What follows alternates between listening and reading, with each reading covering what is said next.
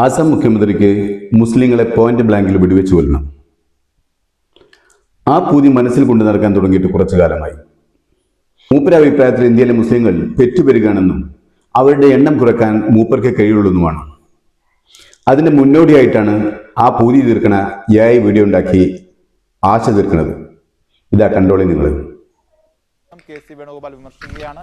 വിവാദത്തിന് പിന്നാലെ video BJP പിൻവലിച്ചിരുന്നു എന്നാണ് ഇപ്പോൾ പുറത്തു വരുന്ന വിവരങ്ങൾ. മുസ്ലിങ്ങൾക്ക് നേരെ വെടിതീർക്കുന്ന ഹിമന്ത വിശ്വയുടെ വീഡിയോ എന്ന് പറയുമ്പോൾ അത് AI തോക്ക് പിടിച്ചു നിൽക്കുന്നത് ആസാം മുഖ്യമന്ത്രി. വാർത്തയുടെ യാഥാർത്ഥ്യം അത് ഒറിജിനൽ. തിര പോകുന്നതും ചെന്നുകൊള്ളുന്നതും AI വീഡിയോ. മൂപ്പർക്ക് മുസ്ലിങ്ങളുടെ നേർക്ക് നിന്ന് അവിടെ കണ്ണിൽ നോക്കി ഞാനാണ് നിന്നെ കൊല്ലുന്നതെന്ന് പറഞ്ഞ് നെഞ്ചുകൂട്ട് നോക്കി വെടിവെക്കണം. ഇതൊക്കെ നടക്കുമോ? എന്നിട്ട് പൂമോന് എത്ര മുസ്ലിമിനെ കൊല്ലും? ഇത് AI ആണെങ്കിലും പിന്നാമ്പുറത്ത് ഇവരൊക്കെ എത്ര മുസ്ലിമിന്റെ നെഞ്ചുകൂട് തകർത്തിട്ടുണ്ടാകും.